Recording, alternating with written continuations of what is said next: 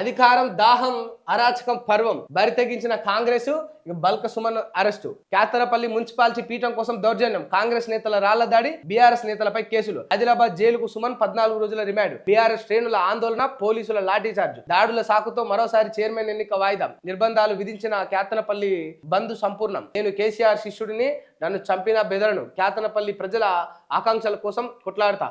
అరెస్టుకు ముందు మాజీ ఎంపీ బల్క సుమన్ వ్యాఖ్యలు ఈ విధంగా ఉండే. అసలు వాస్తవానికి దాడి లేదు, బొంద లేదు, వీళ్ళనే పాపం కొట్టిరు. మళ్ళా రివర్స్ లా కార్యకర్తలను పోలీసు వాళ్ళు కొట్టిరు. అలా దాడి జరిగిందంటే ఇప్పుడు కేవలం కార్యకర్తల నుంచే జరగదు, అక్కడ ఉన్న ప్రజల నుంచి కూడా జరుగుతుంది. వాస్తవానికి ఏం అవసరం ఉన్నది?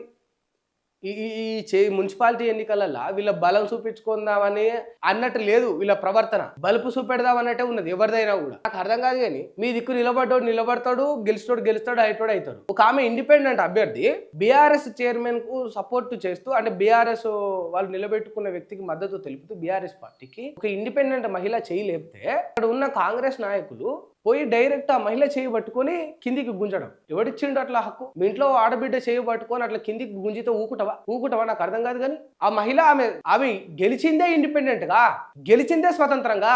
నీ కాంగ్రెస్ తో, బీఆర్ఎస్ తో, బీజేపీతో ఎలాంటి పొత్తు లేకుండా ఇండిపెండెంట్ గా గెలిచిన ఒక అభ్యర్థి ఆ మహిళ. ఆమె యొక్క చాయిస్ కు కావచ్చు, ఇంకా ఈ పార్టీల గుర్తులతో గెలిచిన మీకంటే కూడా 100 రెట్ల ఆమె న్యాయం. ఒక ఇండిపెండెంట్ తీసుకునే నిర్ణయానికి మనం గౌరవించాలి. అక్కడ ఎవరైనా సరే ఆ మహిళ బీఆర్ఎస్ పార్టీకి మద్దతు తెలుపుతూ చేయలేపితే ఈ కాంగ్రెస్ వాడు పోయి అందరి ముందరనే, ఆడ పోలీసు వాళ్ళు ఉన్నారు, అందరు ఉన్నారు, ఆ చెవి కూస్తాడు కిందికి. ఎంత బలుపు, ఎంత మదం, గిసోంటి అన్ని జరిగినాయి. ఇక అట్లా జరిగితే ఈ రాళ్ల దాడులు ఇవన్నీ కావా? ఇవాళ తిరుపతి రెడ్డి మీద కావచ్చు, వివేక్ వెంకటస్వామి మీద కావచ్చు, ఇట్లాంటి కొందరి మీద రాళ్ల దాడులు కానీ ఇంకోటి ఎందుకు జరుగుతున్నాయి?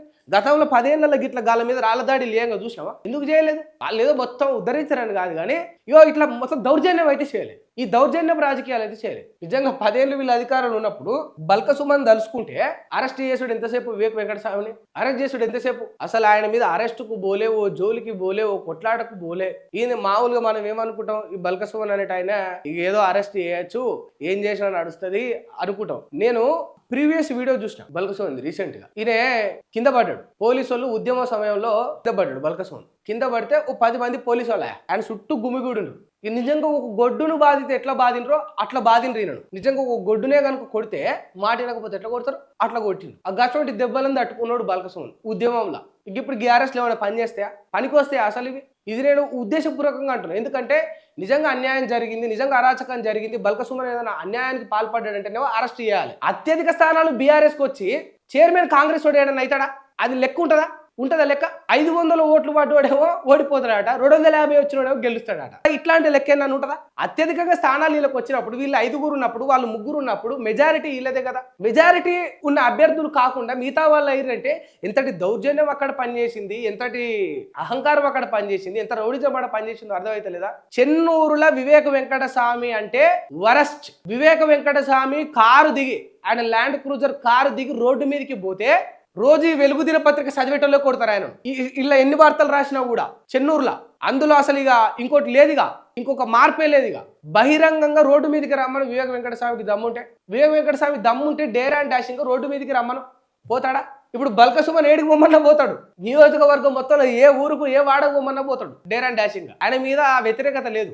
వివేక్ వెంకటస్వామిని పొమ్మను చూద్దాం ఒకసారి రోడ్డు మీదకి బహిరంగంగా. మొత్తం దౌర్జన్యం, దోపిడీ ఎంత చేయాలో అంత చేస్తారు. మొత్తం ఆడ ఉద్ధరించేది ఏమందంటే ఏమీ లేదు. మళ్ళా అది వెంకటస్వామి కథ.